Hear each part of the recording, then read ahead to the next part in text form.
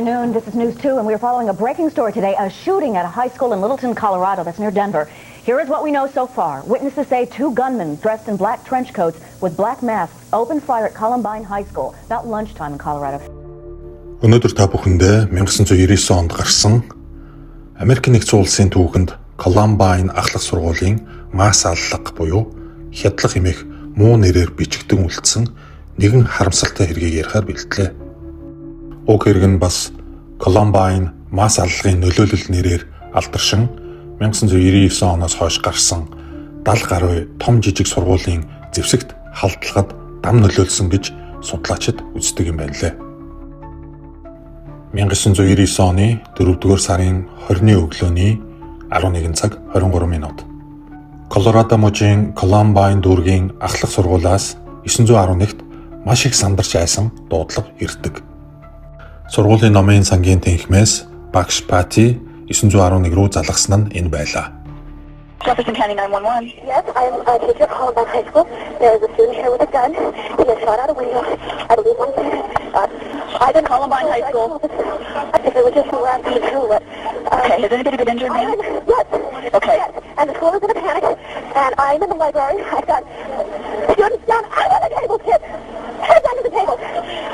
Сандарч твцэн багш сургуулийн коридорт буундуу тасралтгүй гарч хүүхдүүд орилолдон ийш тийшээ гүйж байгаа тухай бас номын санд байгаа хүүхдүүдийг ширээн доогуур орж нуугд толгоогоо бити өндийлхөө гэж орилж байгааг та бүхэн сая сонслоо. Пати багшийн яриа дуусаагүй шахан байхад цагдаа болон түргнийхэн сургууль руу аль хэдийн замдаа гарцгаасан байв. Энэ дуудлагаас хэдэн минутын өмнө 18 настай Эрик Харрис болон Дилан Клейболд гэдэг уг сургуулийн төгсөх ангийн хоёр сурагч залуу хар савхаар ижилсэн өөрсдийгөө бүрэн зэвсэглэн сургуульдаа ирж багш сурагчид руу гал нээснээр уг аимшигтай масс аллага эхэлсэн юм.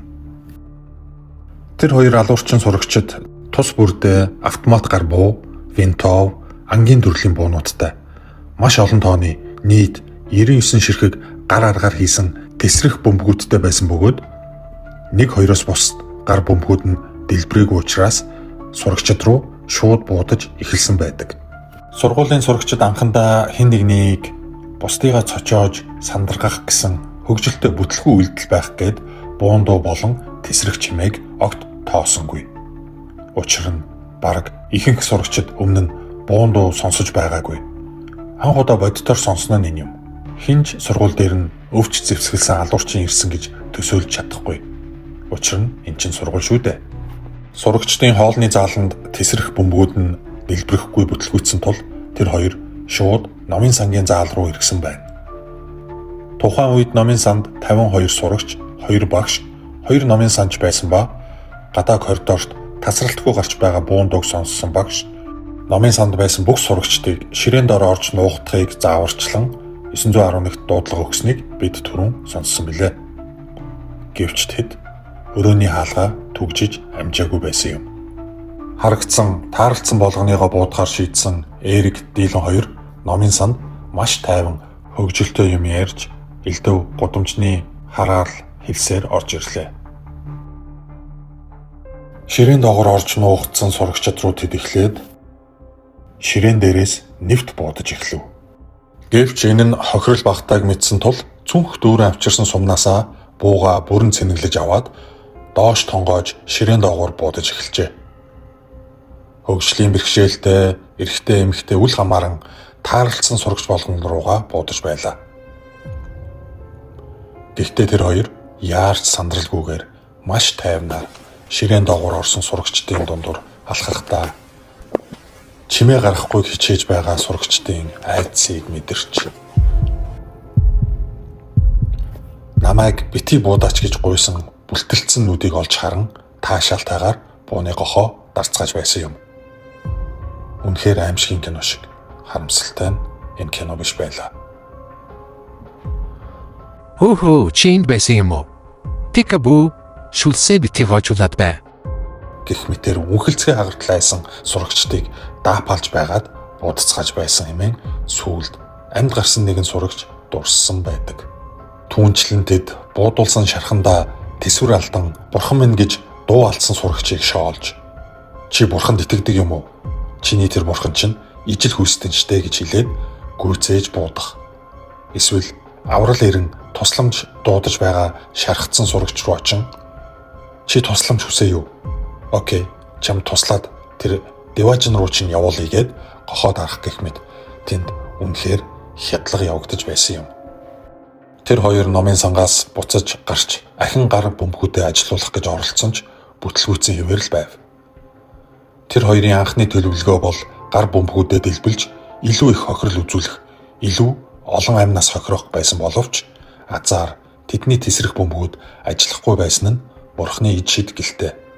Тесрэх бөмбөгүүдтэйгээ зуралтгаас залхсан хоёр алуурчин залуу хан таац руу хий буудах, таарсан зарим сурагчдыг зүгээр л зайлгээд явуулж байлаа. Харамсалтай нь хий буудсан суманд нь хэд хэдэн сурагч оногдож шархацсан байдаг.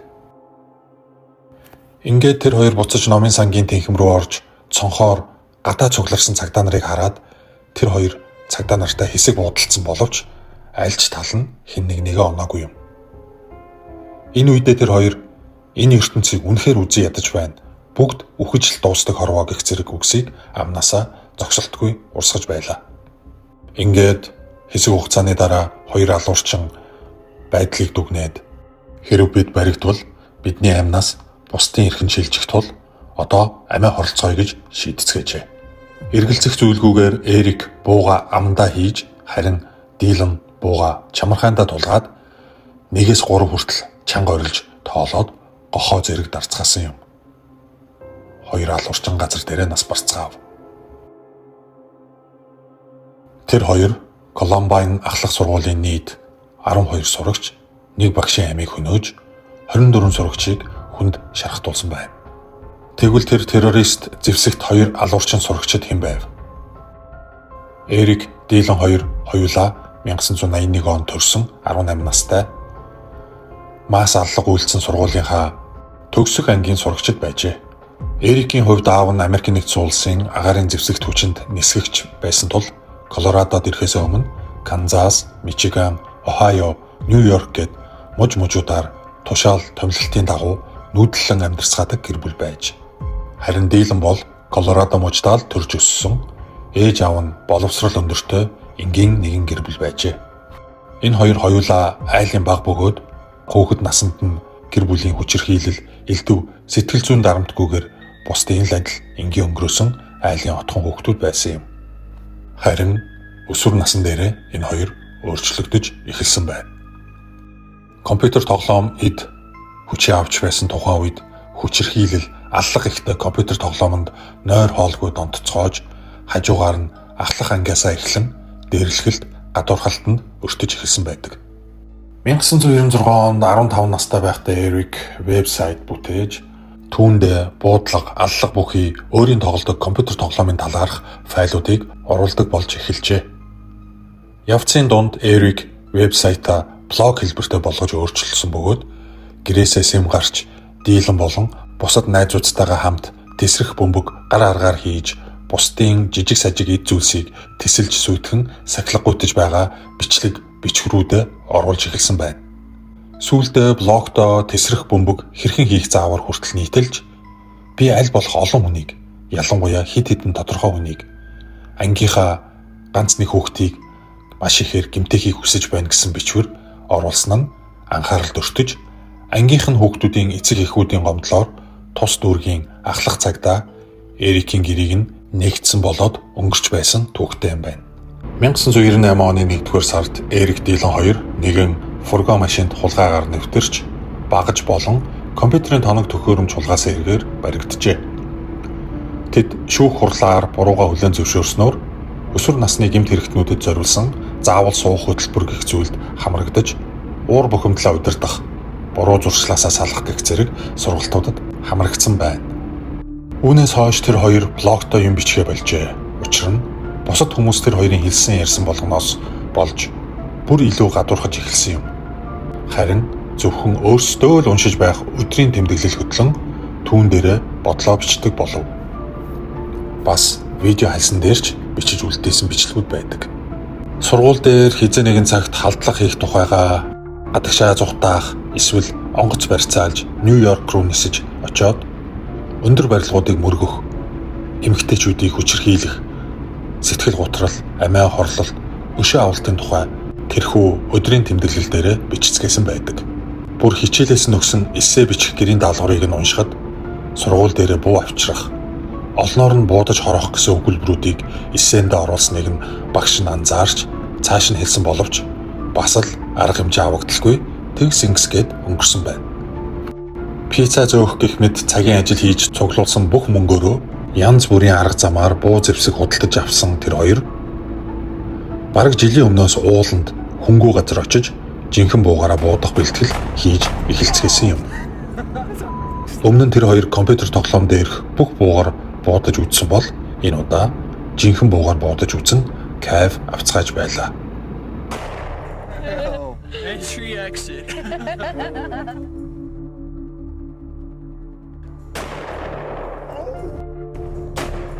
Сургуулийн гадаа цугларсан олон тооны бүрэн зэвсэгтэй цагдаа нар шуурхай оновчтой шийдвэр гаргаж чадахгүй хин нэгнийг харцансан тушаал хүлээсэн байдалтай байсан хэмээн иргэдээс цагдаа нарыг маш ихээр шөмжилж байсан юм. Үнэн дээр цагдаагийн алба сургуулийн гадаа цаг алдалгүй шуурхай эрсгэсэн хэдий ч нэг цаг шахуу огт юу ч хийхгүй гадаа нь л шавцгаасан дүр зургийг боломжчлогоос харж болно. Гэтэл сургууль дотор буун дуу залгуулаад сурагчдын орилолдох тусламж хүссэн хоолой тасралтгүй гарч байсан юм. Энэ бүхэн гадаа нь цугларсан эцэг эхүүдийн төвчээрийг барж зүрхийг зүсч байсан нь ойлгомжтой. Гэтэл цагдаа нар тухайн үеийнхээ л батлагдсан стандарт тактикаар л ажилласан. Ирсэн даруйда нэн тэргүүний авах арга хэмжээнд нөхцөл байдлыг аль болох хяналтандаа авч өөрсдийгөө болон бусад хүмүүсийг эрсдэлд оруулахгүй байх л үүрэгтэй байсан бөгөөд тусгай хүчний SWAT мэрэгжлийн байлдагчид ирэх хүртэл цагдаа нар дотгошоо орж болдоггүй дүрмтэй байжээ. Гэтэл SWAT тусгай хүчнийхэн бараг цагийн дараа ирцгээсэн.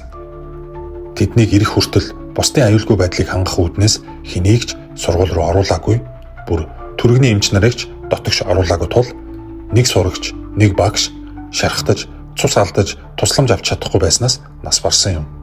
11 цаг 20 минутанд эхэлсэн буун дуу аль хэдийнэ намжиж, алуурчид өөрсдийгөө буудаж амиа хоролцохоосноос хойш хагас цаг гарны дараа л SWAT-ийн дайчид дотогш орж бүх анги танхим өрөө болон давхруудыг шалгаж нуугдсан багш сурагчдыг авцгаасан байна. Бас ийш тийшээ шийдсэн дэлбэрээгүй олон гар бөмбөгүүдийг аюулгүй болгожээ. За энэ байдлаас үүдэн цагдаагийн онцгой аюултай нөхцөлд хариу арга хэмжээ авах стандарт бүрэн өөрчлөгдөж хамгийн дөрөнд ирсэн цагдаа нэн даруй дотогш орж халдагчийг саатуулах, нэмж тусламж эрсдэл халдлагыг боломжоор зогсоох ёстой гэсэн дүрмтэй болсон байна. Үүнийг сургуулийнх нь нэрээр Columbine нөлөө гэж нэрлэх болжээ. Нэг ёсондоо цагдаагийнхан айд сандарсан юу хийхээ мэдэхгүй байсандаа дотогш нэвтэрч орохгүй байсан биш. Зүгээр л тухайн үеийнхээ журмын дагуу ажилласан нь иргэдээс асар их шүүмжлэлд дагуулж цагдаа нарын ажиллах арга барилыг бүрэн шинжилгэхэд нөлөөлсөн нь энэ юм байна. Бүхэл бүтэн 13 хүний алтай аймаар бүтсэн өөрчлөлт үнэхээр харамсалтай. За ингээд энэ хүү олон айлыг нулимсанд живүүлсэн хэрэг нь Америкийн нэгдсэн улсын цагдаа, сургууль, хэвлэл мэдээлэл, сэтгэл зүйн тусламж үйлчилгээ, аюулгүй байдлын талаарх олон сэдвүүдийг хөндөж, нөлөөлж, дагаад олон шинжилэлт, өөрчлөлтүүдийг хийсэн учраас Columbine ахлах сургуулийн нөлөө гэдэг хэллэг Америкийн нэгдсэн улсад үлджээ. Тухайн үед хэвлэл мэдээллийн салбарууд альва хэргийг шуурхай мэдээлж байна гэдэг үүднээс ямар ч шүүлтүүргүй, ирээдүйд гарах хор уршгийг бодолцолгүй, нийгэмд үүсэх үр дагавар, хүмүүсийн сэтгэл зүйд нөлөөлөх нөлөөллийг огт тооцоололгүйгээр хэргийг бүхэл сувгаар хамаа намаагүй үзүүлдэг. Борлуулалтаа бодсон сонинууд битүү хэвлэл нийтэлдэг байсан нь гэмт хэрэгтнүүдийг алдаршуулдаг. Сэтгэл зүйн гэмтэлтэй гэмт хэрэг хийхэд бэлэн хэн нэгэнд нөлөөлж олонний өмнө онцгойрч тэнэг үйлдэл, харгис аимшигтай гэмт хэрэг хийж нэрт гарч олонний танил болох мотивац өгдөг байсныг үүнээс хойш зогсоожээ. Үүнтэй төстэй тохиолдол Монгол улсад нодлон жил гарч байсныг та бүхэн санаж байгаа байхаа. Нэгэн мэдээллийн сайтын захирал хүүхэн бусдаас илүү гэдгээ харуулж төрүүлж мэдээлж байна гэд бодлогогүй маш хариуцлагагүй зан гарган болохгүй мэдээллийг сошиалд цацсан. Үүнээс тун удалгүй гэмт хэрэгтэн хулгайлан хүчээр авч явж байсан 12 настай охины хөнөөс нь уг шүүлтүргүй мэдээлэл нөлөөлсөн байх магадлал тун өндөр юм. Үүнээс гадна Америкт if you see something, say something гэдэг хэллэг байдаг. Утгачлан тайлбарлавал хэрэв чи ямар нэгэн буруу зүйл, сэжигтэй зүйл харсан, мэдсэн л бол надад хамаагүй гэд битгий чимээгүй бай. Бусдаа хэлж бай. Зохих газар нь заавал мэдээлж бай. Яагад гэвэл хоёр алуурчин шууд л нэг өглөө босоод л аллах үйлдийгээд буу бариад сургууль дээрээ очоогүй нь ойлгомжтой. Бараг 3 жилийн өмнөөс л вебсайт, блог, интернет бичлэгүүд, хичээл дээрх зохион бичлэг, зан ааш, байгаа байдал гээд олон хэлбэрээр надад тусламж хэрэгтэй байна. Ямар нэгэн зүйл болох гээд байна гэдгээ илэрхийлцгээж байсан юм. Үүнийг нь эцэг их ойр тойрных нь хүмүүс анзаарсан ч үл тоож өсвөр насны хүүхдүүд зүгээр л сонирхож саваа гүтэж байдаг бидтэй. Ингэсгээд болчих байлгүй. За надад л гай болоогүй бол хамаагүй. Тэр багш нар нь сургуулийн зохицуулан бизгэх зэрэгээр өөрөөсөө холдуулж байсны үр дүн маш харамсалтайгаар хүний амь насаар төлөгдөн ил гарсан нь энэ байна. Үүнээс гадна ганц Америкийн нэгдсэн улсын сургуульд ч биш. Ер нь бүх улсад байдаг үзэгдэл бол сургууль дээр гардаг булли буюу дээрлэхэлт, гадуурхалт билээ. Хэдийгээр дээрлэхэлтэнд өртсөн хүүхэд болгон гэмт хэрэгтэн болдгүй ч мас аллага үйлдсэн гэмт этгээдүүдийн ихэнх хувь нь багада гэр орон сургуулийн орчиндөө дээрлэхүүлж, дарамтанд амьдарч, гадуурхалтаас болж нийгмээс өөрийгөө тусгаарласан хүмүүс байдаг. Ялангуяа бага насндаа дээрлэхэлтэнд тогтмол удаа дараа өртөж байсан хүүхэд тодорхой хэмжээгээр сэтгцийн өөрчлөлтөнд их бага хэмжээгээр орж сэтгэлийн шарах, айдастай үлддэгэ өөрөө ч мэддэггүй. Цаг хугацааны явцад нэг л мэдхэд нийгмээс тусгаарлагдаж бусдыгаа үзэн ядах, гомдох, сэтгэлийн шарахтай үлддэг нь зарим хүмүүст даамжирснаар амьдрал утгагүй санагдаж амиа хорлох эсвэл нийгмээс өшөөгөө авах сэтлүүд төрдөг байна. Иймээс одоо Америкийн нэгдсэн улсын бүх сургуулиудад сэтгэл зүйч эмч ажилладаг болсон бөгөөд сэтгэл зүйн тусламж зөвлөгөөг сурагчдаа өгөхөөс гадна анхааралд орсон сурагчийн гэр бүлтэй нь тулж ажиллан харж хандах системийг бүрдүүлжээ. Эцэст нь Америкийн нэгдсэн улсад маш том лоббитой хэдэн тэрбум доллараар яригддаг асар том бизнес бол буу зэвсэг юм. Америкийн нэгдсэн улс бол хамгийн их зэвсэгдсэн иргэдтэй улс бөгөөд иргэдийнхээ гар дээр байгаа бууг бүртгэж хянахыг маш ихээр хичээдэг ч бүртгэлгүй бууны маш том хар зах орссоор л байна. Эдгээр бүртгэлгүй хяналтгүй буу дээр сэтгэл зүйн өөрчлөлтөнд ортлоо дээрлэхүүлж гадуурхагдж байсан хэн нэгний гарт орсноор янз бүрийн нийгэмд хорссон мас аллага тасрахгүй үлдэгцэр байгаа билээ. Өнөөдөр та Америкийн нэгдсэн улсын альч улсын сургууль дээр очиод машинтай цагдаа үүдэнд нь байгааг олж харах бөгөөд тухайн өдрийн хичээлд хартал сургууль нь цагдаагийн хяналтанд байхаас гадна бүх сургууль цэцэрлэгийн хаалга цоочтой зөвхөн камертай хонхоор дотогш жижиг багш нартай холбогдож орж болдог. Хэн дуртай нь хаалга нээгээд орох боломжгүй гэсэн үг. Бас сургуулийн коридор, заал, тэнхмүүд төгшүүр зарласан тохиолдолд автоматар хаагдаж түгжигддэг хаалгуудтай болсныг та харах боломжтой. За ийм нэгэн харамсалтай бас маш олон асуудлыг хөндсөн хэргийг та бүхэндээ хүргэлээ. Сонирхолтой байсан гэдэгт найдаж байна. Хэрэв та сургуулийн насны хүүхэдтэй бол хүүхдээ ажиглаад ямар нэгэн булли дээрлэхэлтэнд өртөөд яваад байгаа юм биш үсттэй анзаараарай. Бас дээрлэхэлт гадуурхалд ямар муу хор нөлөөтэй. Хор нөлөө нь одоо шууд харагдахгүй ч маш эвгүй байдлаар олон жилийн дараа илрэх магадлалтай байдаг. Хэрэв дээрлэхэлтэнд өртсөн тохиолдолд хизээч хамаагүй ээж аавдаа хэлэх ёстойг сануулж сургууль болон гадуур хаанаас хинээс тусламж авч болох талаар ярилцаарай.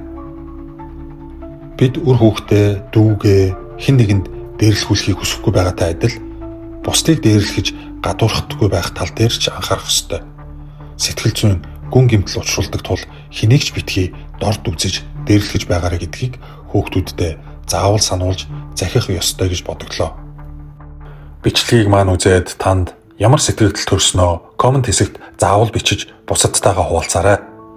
лайк, шеэр хийхээ бити мартаарай. Хамгийн чухал нь бидэнд subscribe байдаг тул та хараахан амжаагүй байгаа бол яг одоо subscribe товчийг дарж сувгийг маань дэмжээрэй. Харин аль хэдийн subscribe товчоо дарсан үзэгчидтэй маш их баярлалаа гэдгээ ахин хэлмээр байна. Дараагийн бичлэгээр уулзтлаа. Түр баяртай.